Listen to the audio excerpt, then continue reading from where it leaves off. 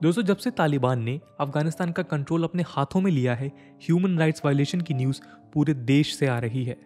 वो अफगान्स जो आज काबुल में फंसे हुए हैं, दुनिया भर में अपने पहचान वालों को इस स्प्रेडिंग टेरर की स्टोरीज शेयर कर रहे हैं।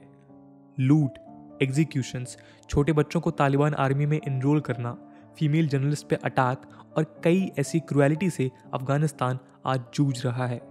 वहीं दूसरी ओर तालिबान के लीडर्स दुनिया के सामने अपनी एक अलग इमेज बनाने के प्रयास करते हुए नजर आ रहे हैं।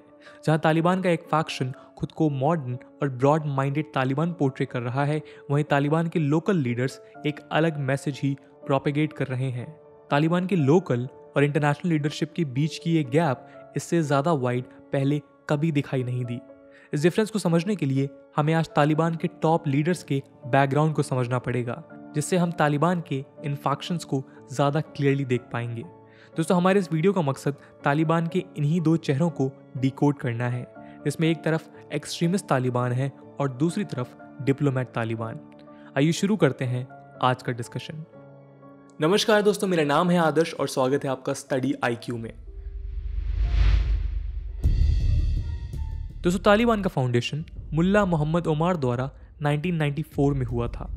तालिबान के फाउंडेशन से पहले मुल्ला मोहम्मद ओमार अफगान मुजाहिदीन ज्वाइन कर सोवियत यूनियन के अगेंस्ट 1980s में लड़ा था। 1994 में स्टैब्लिशमेंट के बाद तालिबान ने धीरे धीरे पूरे अफगानिस्तान को कैप्चर करना शुरू किया। 1996 में काबुल के फॉल के साथ ये कैप्चर कंप्लीट हुआ। Human right violation, public executions, religious extremism, suppression of women, fall of democratic values और ऐसी कई क्रुएलिटी को शायद ही दुनिया के किसी कोने में दिखाई देती थी। तब के अफगानिस्तान में एवरी डेज अफेयर बन चुके थे। तालिबान के रिलीजियस एक्सट्रीमिज्म की हाइट तब दिखी जब मार्च 2001 में तालिबान लीडर मुल्ला मोहम्मद ओमार द्वारा दिए गए ऑर्डर में बामियान के हिस्टोरिकल बुद्धा स्टैचूज को डिस्ट्रॉय कर दिया गया था। दोस्तों, यूएस के अफगान इन्वेजन के बाद मुल्ला ओमार कांधार छोड़ भाग निकलने में कामयाब होता है और इसकी मृत्यु पिछले कुछ वर्ष पहले 2013 में ट्यूबरक्लोसिस की वजह से होती है। माना जाता है कि तालिबान के एक्सट्रीमिज्म के पीछे इसी शख्स की सोच थी। मुल्ला उमर की डेथ के बाद मुल्ला मंसूर और उसके बाद प्रेजेंटली मवलावी हिबतुल्ला अखुंडज़दा तालिबान को लीड कर रहा है। 2016 से तालिबान की लीडरशिप संभालने के बाद अखुंडज़दा के लिए सबसे बड़ी परेशानी तालिबान के 2 पावरफुल लीडर्स को अपने साथ जोड़े रखना था, जो आइडियोलॉजिकली एक दूसरे के अगेंस्ट थे। तालिबान का डिप्टी लीडर सिराजुद्दीन हक्कानी, जो पावरफुल हक्कानी नेटवर्क का हेड है, और मोहम्मद यकूब, जो तालिबान का एक दूसरा डिप्टी लीडर है और तालिबान फाउंडर मुल्ला मोहम्मद ओमार का बेटा है।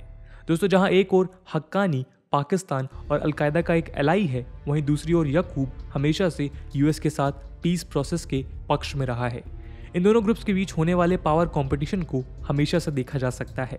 2016 में पावर एज्यूम करने के साथ ही अखुंडज़दा ने इंटरनेशनली तालिबान मिलिट्री फोर्सेस के ऑपरेशनल कंट्रोल को बांट दिया, जिससे हक्कानी और यकूब फैक्शंस बनाकर तालिबान से अलग ना हों।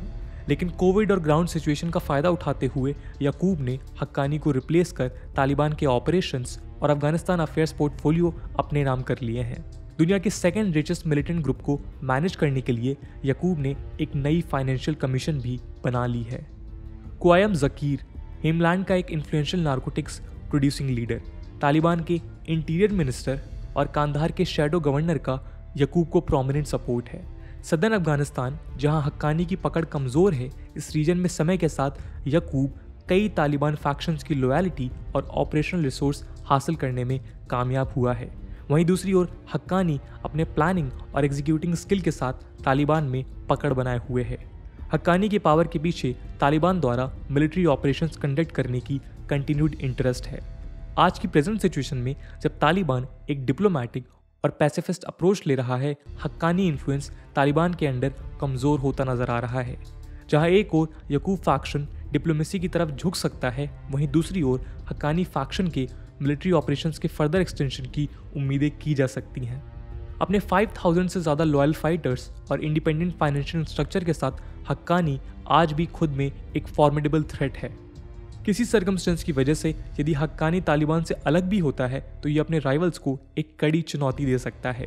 इन फाइटर्स के साथ हक्कानी को पाकिस्तान का भी समर्थन हासिल है, जिसके लिए अफगानिस्तान में अपने इंटरेस्ट को सिक्योर करने के लिए एक वायलेंट मिलिशिया की ज़रूरत है, ना कि एक डिप्लोमेटिक ऑर्गेनाइजेशन की।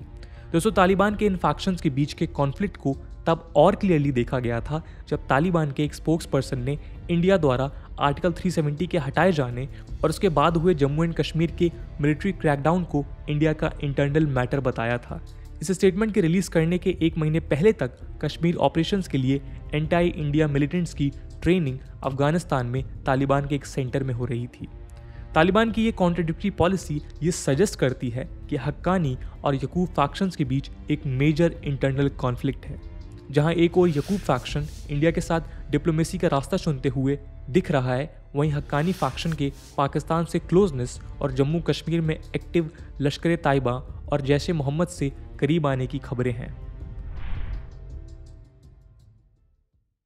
दोस्तों, तालिबान लीडरशिप द्वारा एक नए मैसेज का प्रोपेगेशन आज क्लियरली दिखाई पड़ रहा है।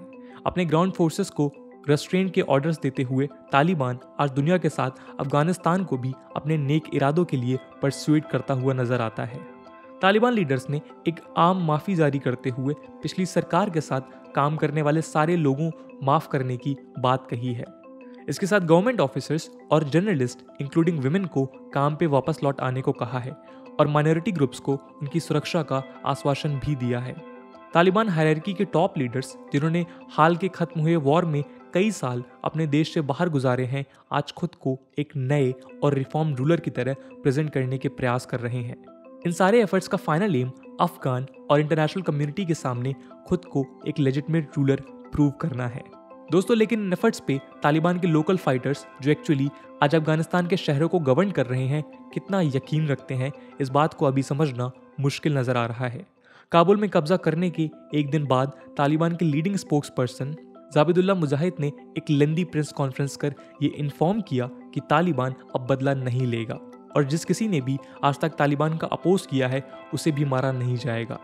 इस्लामिक फ्रेमवर्क के अंडर उन्होंने विमेंस राइट के प्रोटेक्शन की भी बात की और एक इंक्लूसिव गवर्नमेंट बनाने के अपने पक्ष को भी आगे रखा है। इसके साथ ज़बीउल्लाह मुजाहिद ने फॉरेन एम्बेसीज को राउंड द क्लॉक प्रोटेक्शन देने की बात भी की है। कई अफगान्स और एक्सपर्ट्स जो इस ग्रुप के फॉर्मेशन के वक्त से इनकी एक्टिविटीज़ को फॉलो कर रहे हैं, उनका मानना है कि ये एश्योरेंसेस सिर्फ एक पब्लिक रिलेशन एक्सरसाइज का हिस्सा हैं। वहीं मुजाहिद ने उसी प्रेस कॉन्फ्रेंस में अपनी इन डिमांड्स को भी रखा कि मीडिया को इस्लामिक लॉज फॉलो करने पड़ेंगे और अंदाज़ा है कि विमेंस को सिर्फ कुछ सिलेक्टेड प्रोफेशन को चूज़ करने का मौका मिलेगा। अब इस बात पे भी सवाल उठने लगे हैं कि क्या तालिबान की पॉलिटिकल लीडरशिप अपने ग्राउंड ट्रूप्स की मर्जी से ज़्यादा कंसेशन देने को तैयार है। जहां एक तरफ तालिबान द्वारा रेस्ट्रेंट की बात की जा रही है, वहीं कई ऐसी रिपोर्ट्स आ रही हैं जहां तालिबान फाइटर्स द्वारा प्रोटेस्टर्स को शूट किया जा रहा है और विमेंस की पब्लिक इमेजेस के ऊपर पेंट किया जा रहा है। हाल ही में कांधार के एक तालिबान फाइटर ने बताया कि तालिबान इस देश में कभी चुनाव नहीं होने देगा। उसका मानना था कि यहाँ इलेक्शंस काम नहीं करते। पिछले 20 सालों से हमने यहाँ इलेक्शंस देखे हैं पर उनसे कुछ अचीव नहीं हुआ। तालिबान के इस फाइटर ने अपना नाम डिस्क्लोज ना करने की रिक्वेस्ट की क्योंकि उन्हें प्रेस से बात करने की आज़ादी नहीं है। दूसरी ओर ग्रुप के official spokes person Sohail Shaheen ने दोहा में इसके विपरीत तालिबान का व्यू रखा। उन्होंने बताया कि वो सारे आइडियाज़ कंसीडर करने के लिए तैयार हैं, जिसमें इलेक्शन शामिल है। तालिबान हायरार्की के कई रिप्रेजेंटेटिव्स का मानना है इस बार तालिबान एक ऐसी ऑथोरिटेरियन रजीम बनाएगा जो पहले के कंपैरिजन में मॉडरेट होगा।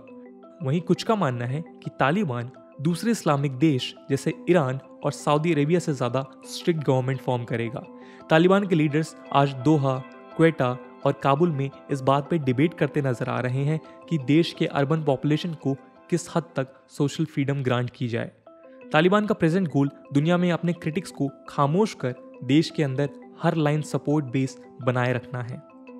तालिबान के सीनियर लीडर सईद अकबर आगा के बेटे हबीब आगा, जो तालिबान के दोहा लीडरशिप और काबुल के फुट सोल्जर्स दोनों के टच में हैं, उनका कहना है कि तालिबान इस बार विमेंस को लिबर्टी देने की पक्ष में है।